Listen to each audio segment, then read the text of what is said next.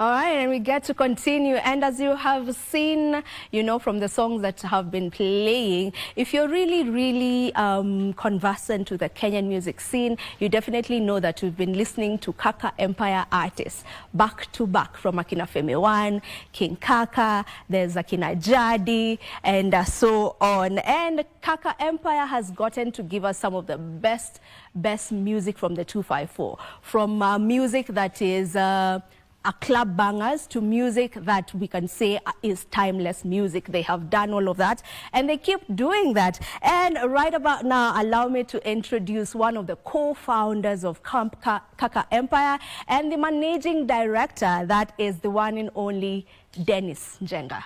Dennis, welcome to the show. Thank you for having me. It's a pleasure to have you on board. Thank you for having me. Kaka Empire. Yes. Let's talk about Kaka Empire kidogo before we get into our topic of conversation, which is branding and talent management. You know, just from the time Kaka Empire began to now, how would you describe that journey for you? You know, because it's business for you as well. So just describe how that journey has been. Okay. First of all, thank you for having me. It's been a long time since I was on TV. So I hope I don't get nervous. So Kaka Empire was a dream. We were in high school with King Kaka. We were actually desk mates. By then we were trying to do music, and the dream came out from the desire of having a structured way of doing music, not only just creating the actual music, but also doing a business out of the music. And that's how Kaka Empire was born.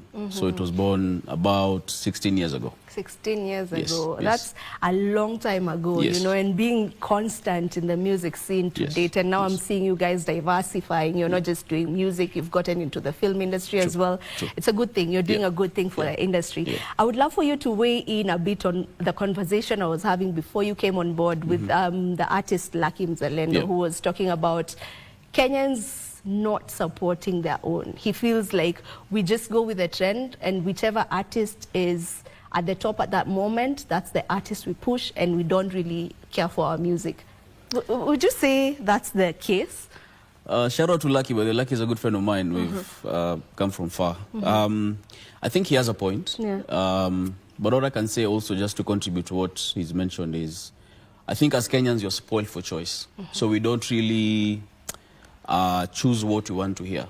We go with what's trending, as he said.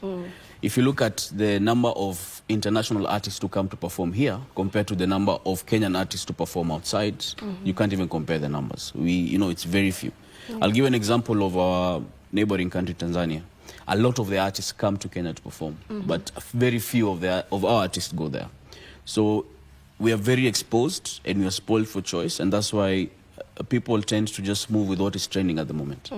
Yes, but he's right. We really need to support our own. Yes. But we've come a long way. We are not that badly off. Yes, you can say that. We're not badly off. Okay. All right. I just wanted to, you know, put that across, because I also feel like we're not that badly off, because I know that we play Kenyan music right here on the show a lot, and people do appreciate it. It's not like ati tunacheza Kenya and people don't listen in and whatnot. But yeah, that aside, let's talk about branding and talent management. You've been in this game for clearly 16 years, you know, you know, with Kaka Empire. So that's what you do, talent management. Right? Let's talk about the branding bit of a talent, specifically for musicians. How does that look like? So the different aspects in branding when it comes to a creative, because when it comes to basically branding, let's not really specify on the actual artist, but any brand. It could be you as a TV host, it could be an artist who does drawings and all that. So the core thing that I fight for, the core thing that I normally look at when it comes to branding is how can we convert you as that artist or that creative into a business, and that's branding for me. So if it can make business sense, if you can actually earn an income from your art and your talent or what you can do, then that's branding for me.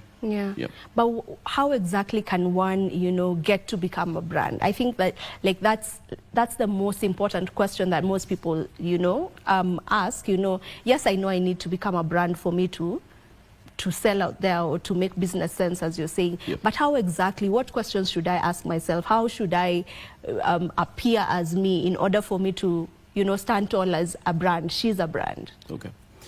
That's a good question. There are different aspects to you being a successful brand. One is the content that you're producing, the art that you're producing, what you're creating, is it sellable? That's number one.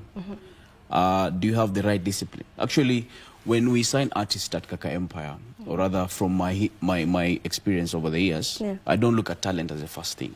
Okay. I look at, one, are you disciplined? What do you see? What do you foresee for yourself in the next coming years? Or are you only seeing the next 1 year, 2 years, or maybe the few months? Or do you just want to be famous and have a trending song and that's it? So the question I always ask artists is, so where do you see yourself in the next maybe 6 years? And people will have very crazy answers and crazy ideas, but it is where you see yourself from today that determines what type of brand you are. So one, is that brand, is that thing that's creating really sellable? Number two, do you have the right discipline? Number three, are you be able to handle the fame that comes with the popularity? Of course, the last one is talent. Yeah. Talent comes last. Yeah, it should be interesting. We assume that talent should come first, but clearly there's work that needs to be put in, you know, even if you're talented. You know, there's there had been a conversation on, or there's always that conversation of talent is just 20%. Yes. You know, 80% is the work you put into the talent. You can be the most talented, but someone who's really averagely talented can surpass you simply because of the work they put in. So I get you when you say that. When you talk about talent management, what would you say is the hardest bit of being a talent manager or managing a talent, specifically in Kenya? Being able to handle personalities.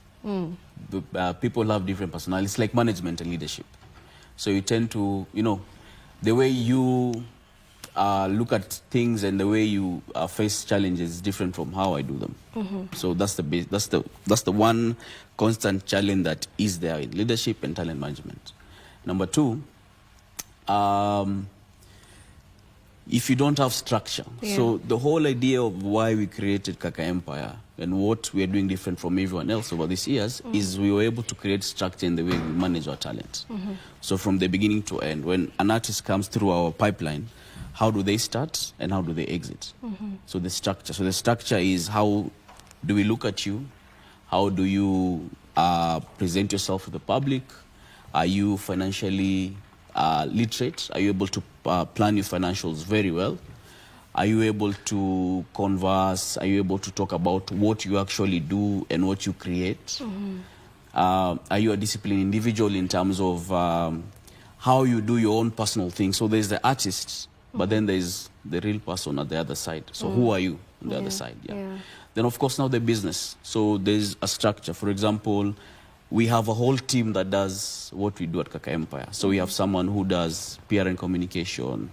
We have someone who does tours and logistics. We have someone who does social media management. We have someone who purely handles finances. We have a business development person who goes out to seek clients. So it's a very structured way of working. And that's what we do differently. All right. And being under management sometimes can be a lot. You know, if we just go by some of the stories that you've gotten to hear, even people who've been signed under really big, you know, record labels and management companies, you know, of this continent and the world at large, you get to hear, you know, people wanting out of the deals most of the times. And in Kenya, I wouldn't say we have as much talent management institutions, if I can call them institutions or organizations. Just where is the problem usually, you know? The number one challenge you have in Kenya is lack of information, especially to the artists. So when these major labels approach us, they look at the catalog you have. So I may have, let's say, 1,000 songs. And when a major label approaches me, they look at how much money they can actually make from this catalog that I hold. But on the other side, the artist does not understand how labels work. So what they'll be attracted to is the money, it's, you know, association with a big label, But then when it comes to the fine details on the fine print on the paperwork, now there is where the problem comes in. Back to my issue on structure. So if you have structure in what you do as a creative, then there are certain things that you'll avoid. For example, you'll have someone who does your paperwork, who's a lawyer, who's able to look at your contract and tell you, by the way, Vivian, here and here, I don't think this is the right step to take. Regardless of what money they're paying you, what they're promising you, this contract is more advantageous to them than you.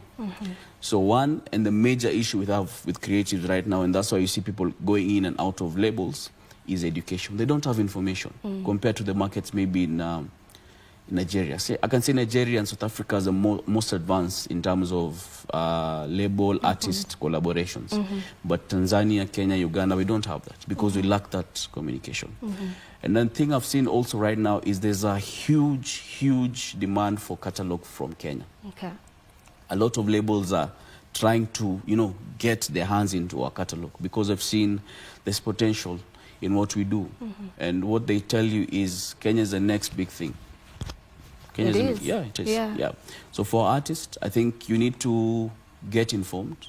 You need to get into what these labels do, get to find out. And before you put your signature in any document, ensure you've done your research and your homework properly. Your due diligence properly, and have a lawyer to take you through it, because you can't just go through it alone. There's some clauses you may miss that may funga you, into that deal that may not be as good as you may be thinking. Let's get back to branding. I feel like now there's a thin line between being a brand and being an influencer. Where do we draw that line? Because nowadays I feel like it's a really thin line with how social media is going. So a brand is, for me, just in simple terms to explain the two, is a brand is someone who's someone or something that is well established and it's well known. I don't need to explain who I am to you. So for example, KBC is a brand. I don't need to come and tell you, KBC is a station that does this. No. But as an influencer, it's you're down the tree, the line, you're not really known, but you have a following that sort of advocates for what you do and listens to what you tell them, but it's not as big as a brand. So a brand is more established than an influencer. But also an influencer can be a brand. I think, do you need to be a brand to be an influencer in this time and age? We have brands that started as influencers, and now they're established brands. Even these artists and musicians that we manage these days, they start as influencers because they influence the way you consume music, the type of music you consume. I'm sure if I look at your playlist right now on your phone, there's a specific artist that you listen to because there's some emotions or something they give you and make you feel.